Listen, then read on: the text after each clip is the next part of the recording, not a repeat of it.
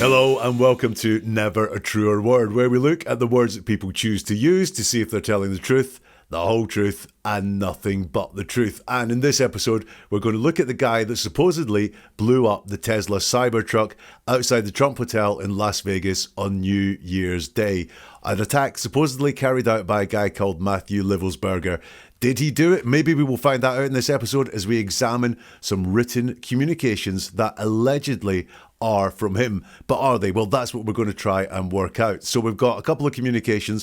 One of them is an email he allegedly sent to, I think, a podcast host or a YouTuber detailing why he carried out the attacks. The other ones are a couple of communications that have been released by law enforcement. So we're going to dig in to the words, to the statements, like we always do on this channel.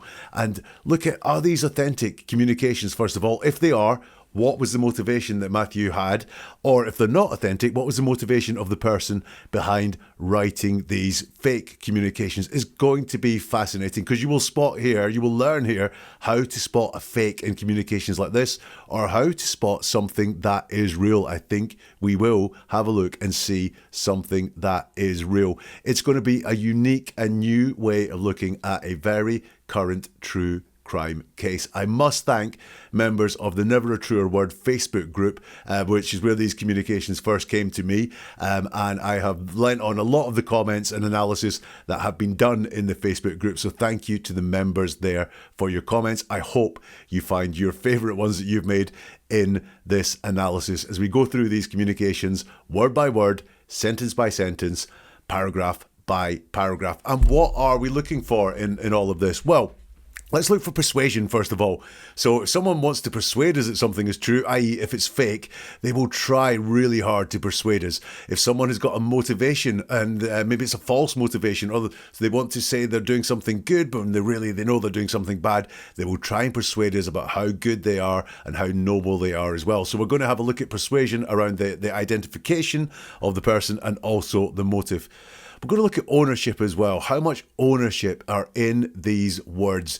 Does the person really own what they're saying? In other words, do they believe what they're saying? And look, if these are supposed manifestos, then we're going to look for past troubles, but also future solutions. If it's a real manifesto, it's I did this to make this change, to change the future. So we'll look at that as well. Are you ready? Then let's have a look at the first communication. It's the one to the podcast. And it starts, in case I do not make it to my decision point or onto the Mexico border, I am sending this now. Please do not release this until 1 Jan and keep my identity private until then. Now, when we write a communication, the very first thing we say is our priority. It's the first thing that we want to get out of our heads. So the writer here, Matthew or whoever has written it, this is their priority, the first thing they want to say, which is this, in case I do not make it to my decision point. So kind of a bit of military lingo in there, and the fact that he wants to get to the Mexican border, do not release my identity. Bit of a weird priority. Is it about establishing identity with that military lingo to kind of say, hey, this is definitely from someone who was in the military, because it is known that Matthew Livelsberger is in the military. But this is the priority. I can't quite work out what the priority is. Also, there's no alternative. There's not, if I do make it, then do something else. There's no alternative given in this email as well. It's all focused on the kind of failure, the failure that we know that happened because this person didn't make it to the Mexico border. The other thing around communications is who is the audience, and this is normally set out very, very quickly. You think you get an email and it might have your name at the start of it, or it might be a team you're part of, so it's like, hey guys, or something like that. Other times the audience isn't set out explicitly at the start of a communication. You kind of have to work out who it is, and this is obviously the audience. The intended audience is basically just the person that's receiving the email there, because it's very personal requests to them. That part at the end, please do not release this until 1 Jan and keep my identity private till then. So this is all about identity. So I think potentially I said, is this all about establishing identity at the beginning, which is why they've used the military sort of jargon in there around decision points, and 1 Jan looking like a kind of, well, apparently it's not quite military, that 1 Jan around the date, but it wants to look military, and then it does mention keep my identity private until then.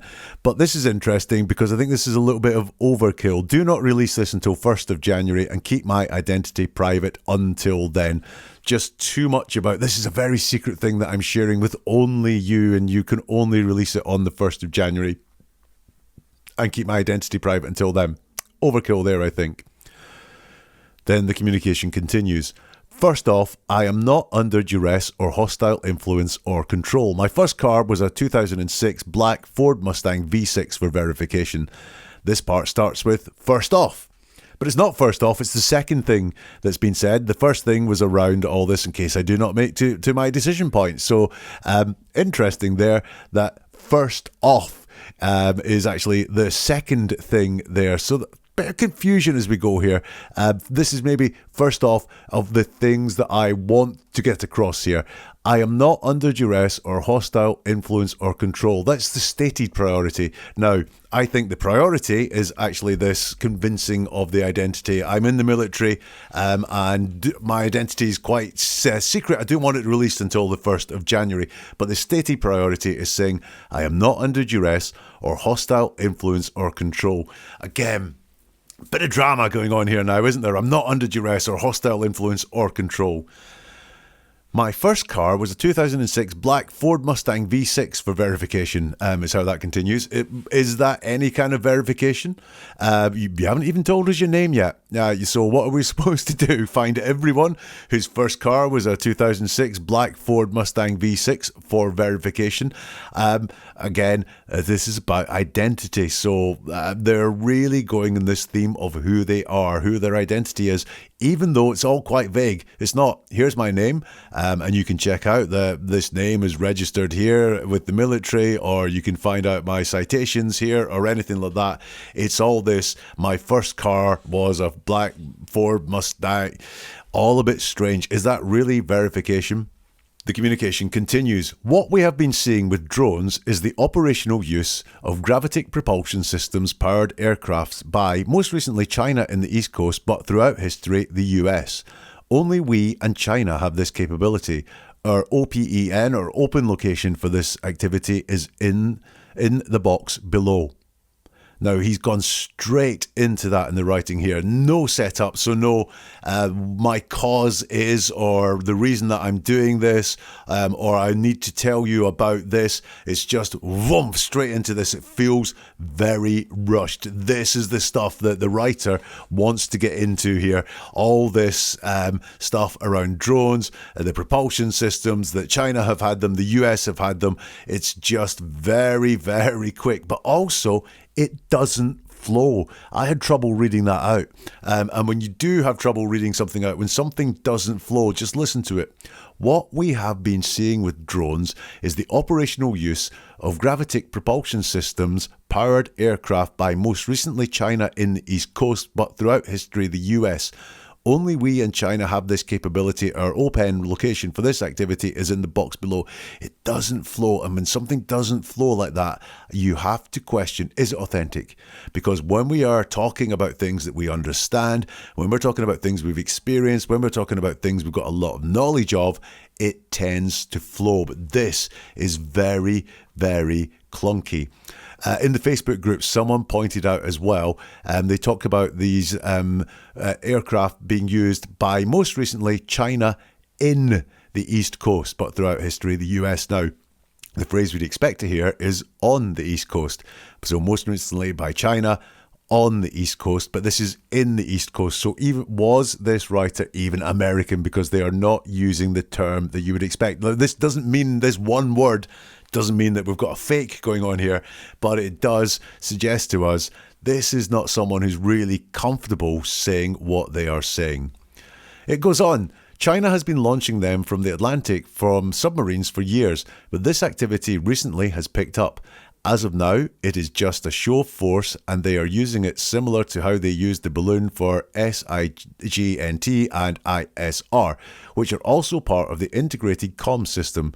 There are dozens of those balloons in the air at any given time. Now, he's given us lots of facts here, but he has not told us how does he know any of this. He's just trotting out things. Could be facts, could be a whole load of bull, but there's nothing solid to back this up. And how do you know this? Why do you know this? What's your experience? There's nothing there to tell us any of that whatsoever. Another one from the Facebook group noticed that the SIGNT and ISR parts of this are in lowercase, whereas later on we will see a whole load of acronyms all in uppercase for some reason. Interesting oversight, interesting mix. Was it all written by one person or was it written by two people? Because certainly they are using the uppercase acronyms absolutely everywhere, apart from here where they are both in lowercase. There's mentions again for China. There's mentions for launching them from the Atlantic. I think that's either the balloons or the drones. And talk about balloons again. Just count the talking points that are there. The things that get some people going crazy on social media. The strength of China, the balloons, the drones. These are things that get a lot of people talking a lot on social media. No inside knowledge though, is there in that? I know that China has been suspected of launching drones on the east coast of America. I certainly know a lot about the balloon from China. So lots of these very famous talking points, but maybe no inside knowledge. More from this communication now. The so what is because of the speed and stealth of these unmanned AC, which I think stands for aircraft. They are the most dangerous threat to national security that has ever existed.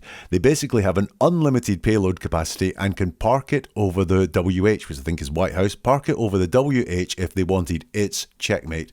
So we have some big things going on here, which is that these are the most dangerous threat to national security. They have an unlimited payload capacity. They can park it over the White House if they wanted. It's checkmate. They are turning the stories up here to 11. And this, I think, is a need to persuade and a need to get attention. So it's moved from quite mundane stuff around the balloons that we all observed and the drones that we've all observed. Maybe the drones weren't mundane, but we all observed them. And now they've turned it up to 11 by saying it's the most dangerous threat to national security. There's unlimited payload capacity, which can be parked over the White House. It's checkmate, i.e. it's basically over. I think here we've got this need to persuade and to get our attention with what is being said. By the way, they basically have an unlimited payload capacity. Basically means they don't. It means close to, but they do not have an unlimited payload capacity. It is admitted there. Only basically have that. The US needs to give the history of this, it continues. How are we employing it and weaponizing it? How China is employing them and what the way forward is. China is poised to attack anywhere in the East Coast. Now, we've got that repetition of in the East Coast, not on the East Coast again. But by the way, now we're getting to the nitty-gritty of what is going on here. Because remember, it was the biggest threat ever to national security.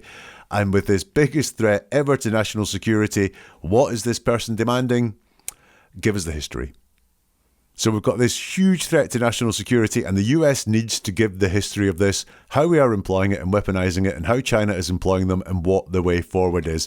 I'm starting to get the vibe now of this is someone who has followed a lot of the drone stories, the balloon stories, maybe even got a bit worried about it. And I'm not going to call this person a conspiracy theorist, because I think there are lots of people interested in this, lots of open-minded people going, what is going on here? There are some crazy people that look at these things as well. But I'm not going to say this person is that. But what they're wanting is the history. This is someone who has paid a lot of attention to a lot of these stories and wants to know what's going on. And their demand is, tell us what's going on. I'm really interested in these drones. I'm really interested in these balloons. Tell us what is going on. Put it this way. This is not why you blow yourself and your Tesla Cybertruck up outside a hotel on New Year's Day just to get some history of drones and balloons. It continues. I've been followed for over a week now from likely Homeland or FBI, and they're looking to move on me and unlikely going to let me cross into Mexico, but won't because they know I am armed and have a massive VBIED. I've been trying to maintain a very visible profile and have kept my phone, and they are definitely digitally tracking me. So, this is a guy who says that he's got all this inside information on the drones in China and where they're coming from and what they're capable of doing and how they all work and the fact that the US does the exact same thing, but can't determine who's following him. It's just likely Homeland or FBI. Really? Credibility is getting a little bit thin on this email now.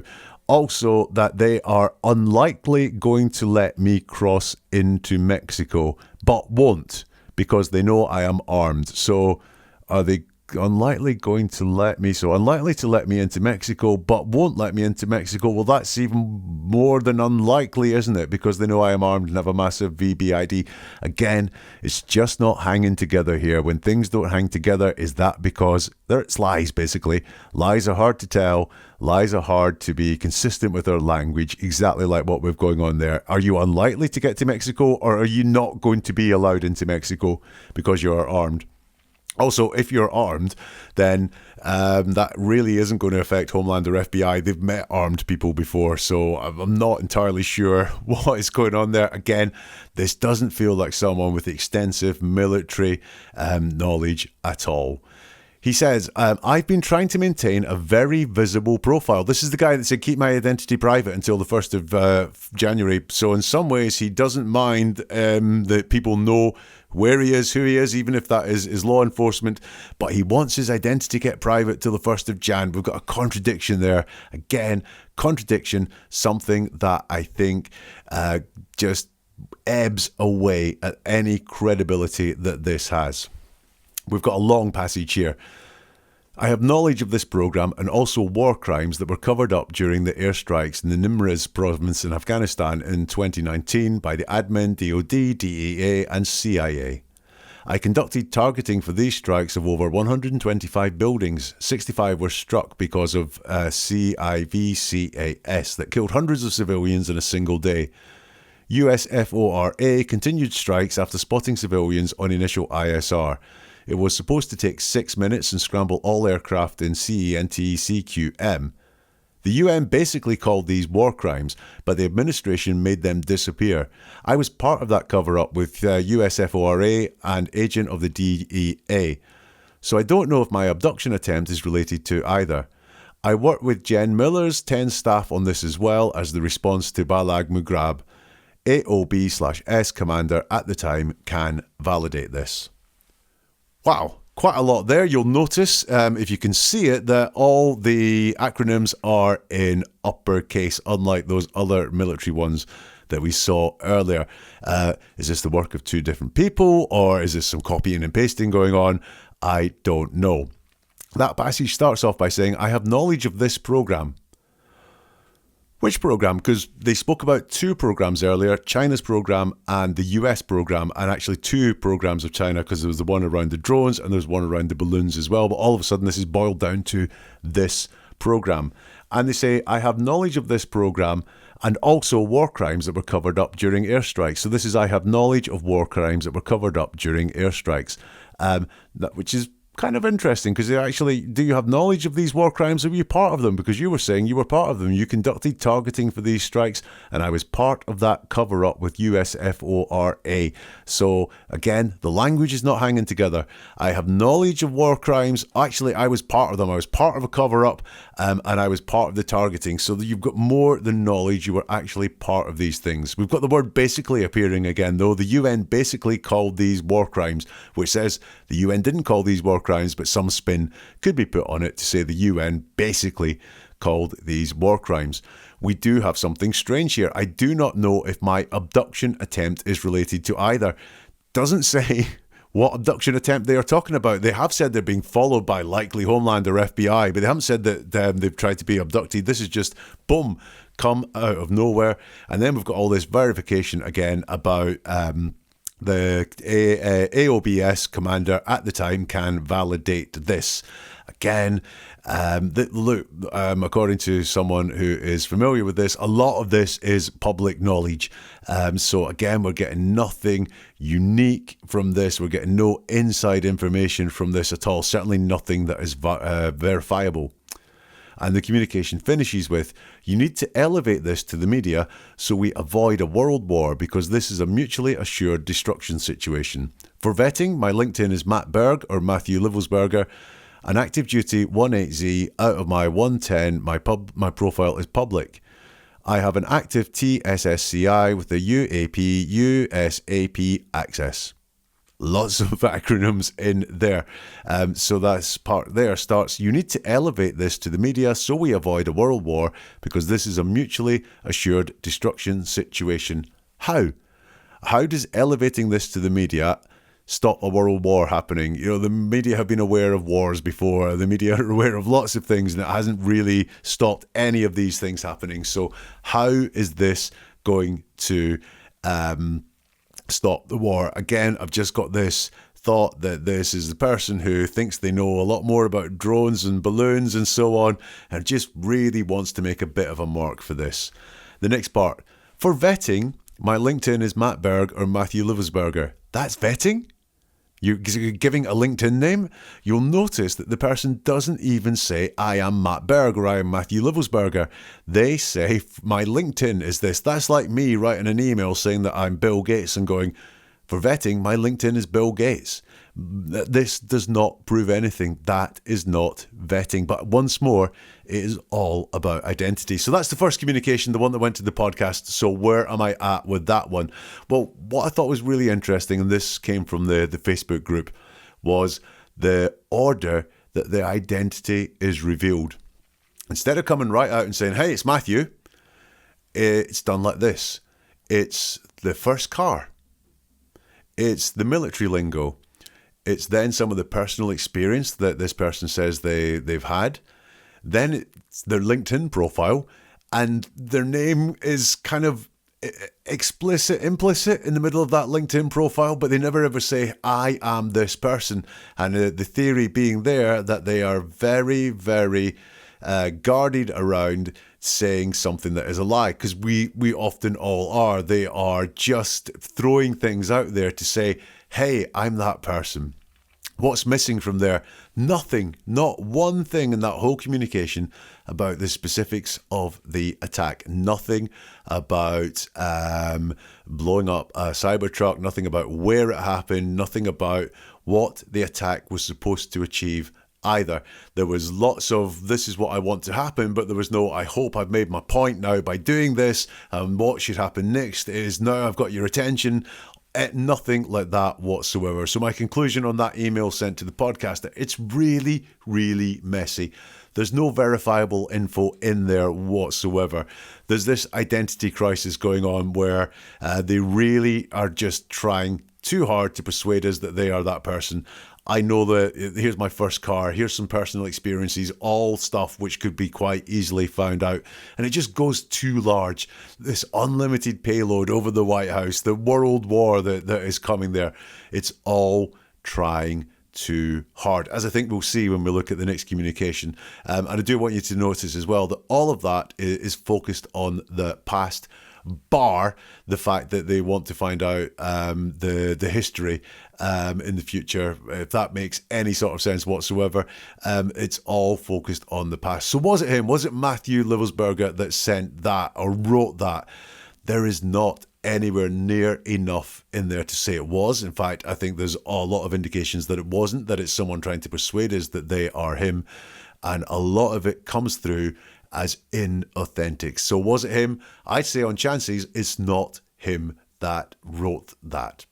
Still to come, we're going to have a look at the communications that were released by law enforcement. Some fascinating things in there. If you are enjoying this, then you might want to check out some more analysis of people that are in the news, including Jay-Z, Diddy. They are all on this channel if you look for extra episodes. Talking of manifestos, Luigi Mangione, the guy accused of killing the United Healthcare CEO, broke down his manifesto as well. What was really going on with him when he allegedly did that attack. You can find that on this channel as well. If you want more episodes like this as soon as they drop, then hit subscribe on YouTube or hit follow on Spotify, and you will get them just as soon as a new one comes out. If you want to go even faster than that, you can become a channel member on YouTube or a subscriber on Spotify, and you will get them before anyone else. You'll also get bonus exclusive episodes too. However, this is all coming to you for free, so you are now employed by me as the marketing department. So if you get something from this, then please share it with someone. Let people know what happens here and how we analyze the words that people use to see if they're authentic, to see if they're legit, to see what is going on, as I think you will find out as we go through now to the next part of Matthew Livelsberger's alleged correspondence. Here's one of them in full. Fellow service members, veterans, and all Americans, time to wake up. We are being led by weak and feckless leadership who only serve to enrich themselves. Military and vets move on DC starting now. Militias facilitate and augment this activity. Occupy every major road along Fed buildings and the campus of Fed buildings by the hundreds of thousands. Lock the highways around down with semis right after everybody gets in. Hold until the purge is complete. Try peaceful means first, but be prepared to fight to get the Dems out of the Fed government and military by any means necessary. They must all go, and a hard reset must occur for our country to avoid collapse. MSG Matt Livelsberger, 18Z, 10th Special Forces Group. Now that feels a lot more authentic to me than the first communication that we looked at. It's much more direct, it's much more straightforward, a lot less jargon as well, trying to persuade us that this is someone in the forces. They start off with fellow service members, veterans, and all Americans, time to wake up. So the audience is defined for us. Remember I said very often in an email, for example, the audience is stated at the very beginning. And what we have here is the audience is fellow service members, veterans, and all Americans. And then we have the priority, time to wake up as well, crisp and clear. Unlike that first email where I was looking at it going, well, what is the priority? What are you saying? What is the audience? Who are you talking to? Here, it's very, very clear. Look at the order there. We tend to mention the most important things to us first when we list things. So fellow service members, and notice it's fellow service members as well. So this is some feeling there that this is someone joined with fellow service members.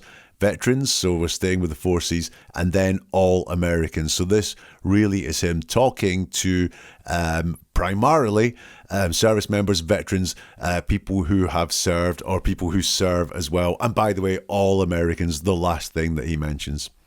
He talks about we once. He says, we are being led by weak and feckless leadership who only serve to enrich themselves. So this is in the present tense. So this was happening and being meant at the time that this was written.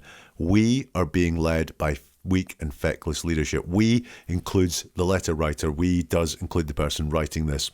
So he is saying, I'm very present now. I'm with other people, and we are all being led by weak and feckless leadership. And then the person writing this disappears in the future, as if they knew they weren't going to be around anymore, because the rest of it is notes to these military and vets, to the militias, to the people with semis, and all about getting these people out of the federal buildings. But he is not any part of that. It's addressed to other people. He disappears in the future, consistent with what happened, blowing himself up inside a truck outside that hotel. This is, like I said, it's very straightforward. It's not coded. There's just no coding in there. There's no great jargon in there to try and persuade us that this is someone from the 10th Special Forces Group. They actually just say 10th Special Forces Group instead of 1-SB or whatever else was in the other one. And it's not vague at all. It's very clear from that, and it flows as well, but it's very clear from that what the person who wrote this wants at the very least. And it doesn't over-explain. It's very simple about what needs to be done and what the problem is. The problem is we are being led by weak and feckless leadership who only serve to enrich themselves.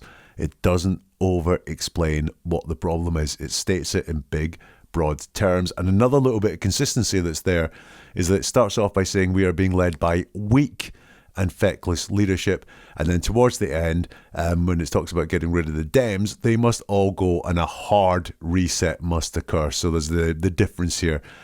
Things are weak right now and they want something hard later on. There's another communication which is very much in the same vein. And it starts, we are the United States of America, the best country people ever to exist. But right now we are terminally ill and headed towards collapse. We are crumbling because of a lack of self-respect, morals, or it does say morals, but I think it's morals, and respect for others. Greed and gluttony has consumed us. The top 1% decided long ago they weren't going to bring everyone else with them. You are cattle to them. So we've got the writer here, Matthew supposedly, really joined in with all the people because they're using the joint pronoun we here. We are the United States of America. Right now, we are terminally ill. We are crumbling. So this is someone who really feels that they are feeling these issues right now.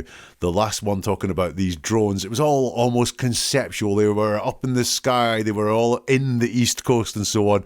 Whereas this is someone talking from a much more personal point of view right now. But there's a lot of despair I can see here. They talk about right now we are terminally ill and headed towards collapse. We are crumbling because of a lack of self-respect, morals, and respect for others. Look at, again, the ordering in that list. So the most important thing is likely to be first, which is the lack of self-respect. The lack of morals comes next. The lack of respect for others comes at the end. So he is saying we are crumbling because of lack of self-respect. So he's joining himself into that. Does this person have a lack of self-respect, regard for themselves? I think we might find that as we go on through the rest of this email or this missive. They say greed and gluttony has consumed us, which is a really nice analogy of greed consuming us.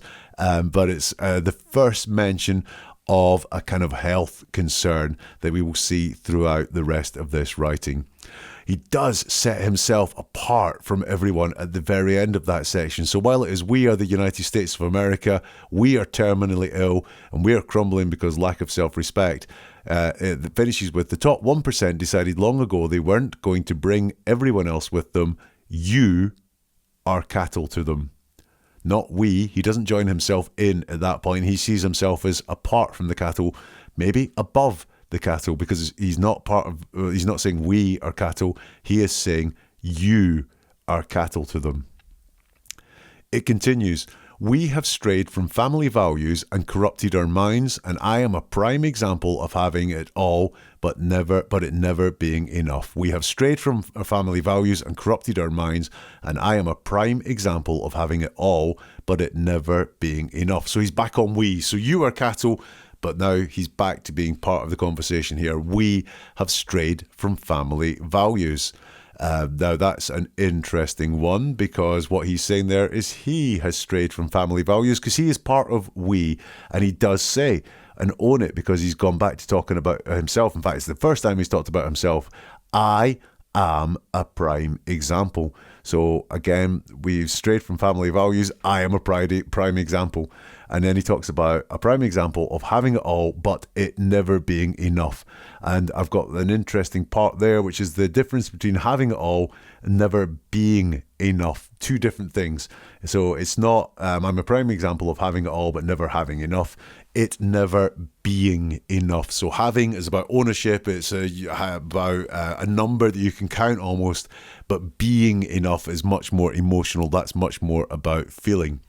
When he talks about all of this, we have strayed from family values, and he's part of we, corrupted our minds, and again it's we have corrupted our minds, so he's part of that. And then he says I, so he's really talking about himself here, and he's signaling he's talking about himself here. I am a prime example of having it all, but it never being enough. Has he let down his family? Does he feel like he's let down his family? Has he done something that's against the family values that he's talking about there? Is that playing on his mind? He continues, a lot of us are just sitting around waiting to die. No sunlight, no steps, no fresh air, no hope. Our children are addicted to screens by the age of 2. We are filling our bodies with processed foods. So he's back to talking about all of us, but he includes himself there. So it's a lot of us are just sitting around waiting to die. No sunlight, no steps, no fresh air, no hope. Our children, so again, part of him, are addicted to screens by the age of 2. We are filling our bodies with processed food. Now that all is quite bleak. We are sitting around waiting to die, no sunlight, no steps, no fresh air, no hope. It's quite bleak here. Our children are addicted to screens and we are filling our bodies with processed food. It's really, really bleak there. It continues, our population is too fat to join the military, yet we are facing a war with China, Russia, North Korea and Iran before 2030. We've got a bit of a health theme going on here. We had the terminally ill earlier, people about to collapse, talking about greed and gluttony. He was also talking about no steps, no sunlight, no fresh air. We really have a poor health theme going on here, and it's continued with our population is too fat to join the military.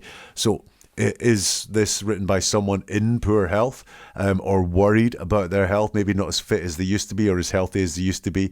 Or is it an ill family member playing on their mind? But certainly poor health is a theme that is going on here.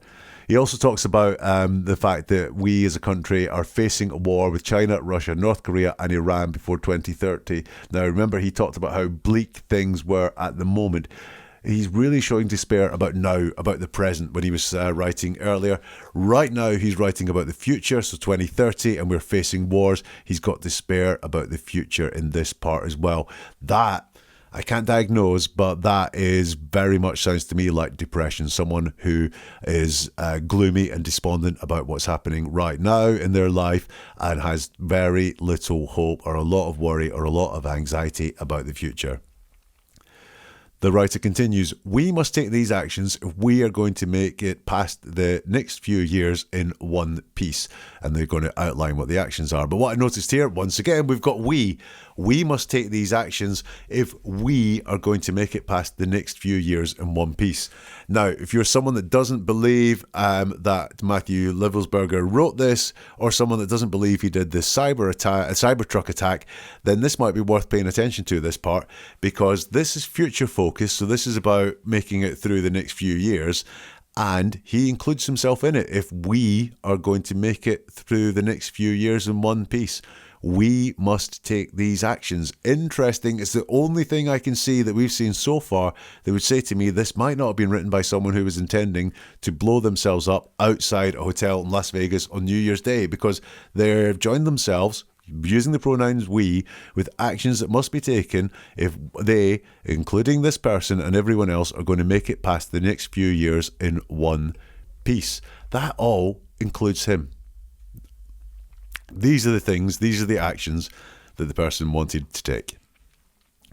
We must end the war in Ukraine with negotiated settlement. It is the only way.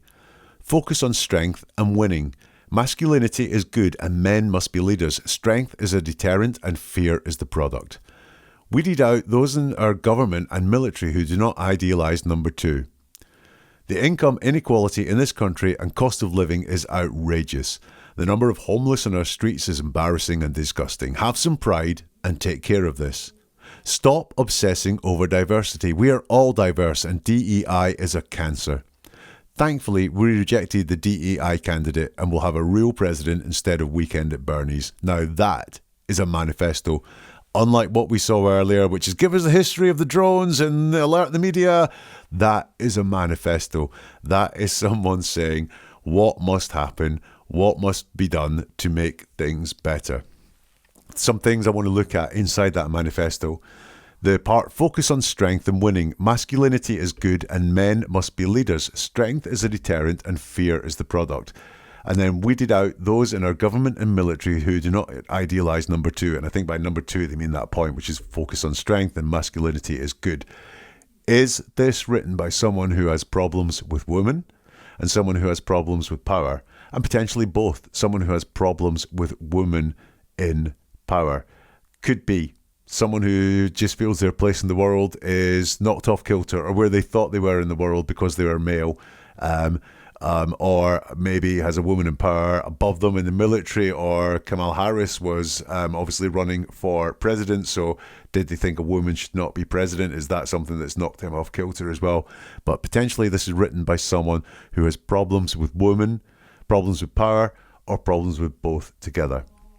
The next part, the income inequality in this country and cost of living is outrageous. The number of homeless on our street is embarrassing and disgusting. Have some pride and take care of this. Very heartfelt that. Is this someone with money worries as well? Are they finding the cost of living outrageous or really tough? Do they find the income equality? They're serving their country and they're working bloody hard abroad on very dangerous things and maybe not getting quite as much money as someone who's developing a bit of software in San Francisco, but they're calling it embarrassing and disgusting. Have some pride and take care of this. Again, is this someone with money worries? Real potentially could be. We'll notice, by the way, the bad health theme continues running when they talk about diversity, equality and inclusion as being a cancer. So we've had terminally ill earlier and we've had cancer as well come up. So that bad health theme continues. What I did find a little bit interesting was they talk about the hope that thankfulness that we will have a real president. So that's President Trump, who, as far as I know, and I'm not massively political, but I think is someone that would be focusing on a lot of these things in the manifesto. Masculinity is being good, strength is a deterrent, the cost of living is outrageous, stop obsessing over diversity, all feel very much like things that President Trump has said he would have on his priorities as soon as he becomes president. So interesting that they seem to be worried about a lot of these things, but then thankful we will have a real president who will take care of some of those things, but that doesn't seem to have stopped them worrying about them at all, does it? It continues. We must move on from the culture of weakness and self-enrichment perpetuated by our senior political and military leaders. We are done with the blatant corruption. Our soldiers are done fighting wars without end states or clear objectives. So we're back using these joint pronouns. We must move on from the culture of weakness. We are done with the blatant corruption and our soldiers are done fighting. So again, joining himself up with all the American people here. We must move on from the culture of weakness. This is a real theme that goes through this. Weakness and strength is good, and masculinity is good, but this is all not really about being strong if you analyse the wording. It's about moving away from weakness. So is this someone who is feeling weak when they are talking about this and talking about how strength is good and they want to move towards strength? The missive continues. This was not a terrorist attack, it was a wake-up call. Americans only pay attention to spectacles and violence. What better way to get my point across than a stunt with fireworks and explosives? So here we have attack specifics, something that I said was missing out in that first email to the podcast. So there was nothing in there whatsoever that dealt specifically with the attack. Here we start to have attack specifics, not specifics in about when it happened or where it happened, but it was fireworks and explosives that blew up the Cybertruck. So we do have some attack specifics there, and not done in a really forced way or an overly persuasive way. It's quite factual. It's a stunt with fireworks and explosives. Stunt. Interesting. Stunts are things that tend not to kill people. They tend to get a lot of attention, which is what fireworks and explosives do. And they've called it a stunt there. Did they intend to die in it? Would be my point there, because they are a little bit future focused, and they have also called it a stunt, not a terrorist attack. This part interested me. Americans only pay attention to spectacles and violence, i.e. you're dumb. You're not paying any attention, Americans. You're too busy sitting there just watching TV mindlessly. And we need to get your attention. That we have to do that with spectacles and violence.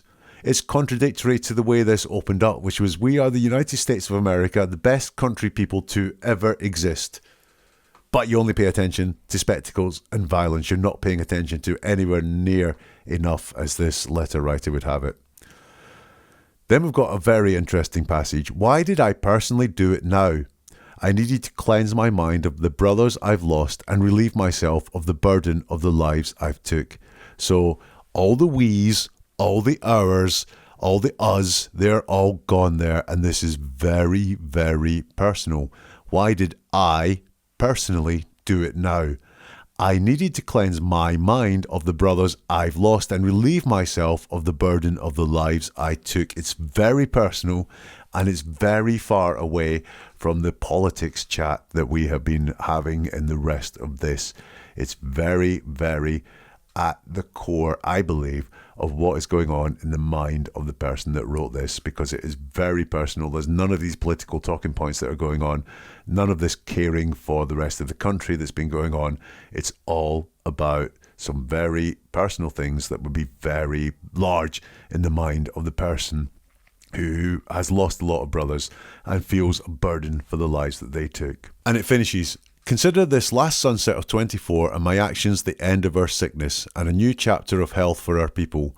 Rally around Trump, Musk, Kennedy, and ride this wave to the highest hegemony for all Americans. We are second to none. And it finishes with the familiar theme: sickness and health. Consider this last sunset of 24 and my actions the end of our sickness and a new chapter of health for our people. So it's very consistent all the way through. So let's look at the differences that we have in those two bits of communication. So the email to the podcaster, and then I've called these missives that law enforcement released because I don't really know if they were emails, documents, notes, whatever they were. The differences between the two of them, because I hope you can see that one and the other, they're all very, very different. So that second lot, there's a very clear call to action. I can still remember what it is they wanted the service members and the vets to do in the first part, and I still remember everything that was wrong with the country from the second part of the missive that law enforcement released. Real better future focus in the second ones as well, about how America could be a better country if it took care of some of its problems, and very clear about what needed to happen. So it was, if this attack happens, the world could be a better place if you just listen to me. I've got your attention through my explosion. Now listen to what I've got to say, and I can tell you how to make America a better place. Lot more future focus. All the internal thoughts that we looked at in this episode are in those second batch of writing, all about how he feels about his country and all about how he feels about himself and what is going on with himself. The second one also mentions the incident. It mentions the attack on Las Vegas on New Year's Day. Definitely a sense that he cares about his country in the second ones as well. So while the first person, they didn't really care about their country, they were just interested in what's going on with China and drones and balloons and something like that. It was a very selfish interest in something that interested them, I think, rather than the other one, which came from someone who really did care about their country. And consistently all the way through those second letters or emails was a dislike of the Democrats, of democratic politics and so on. It was all very consistent all the way through that. So listen, the question we want to know is, was it him? Was this Matthew Livelsberger that wrote that? Well, it all fits. I can't say, I wasn't there when it was written, but it certainly all fits. And so if it was him, what's the motivation? You might say the motivation is to get the Democrats out of the federal buildings and to start having some more strength in our politics in our country.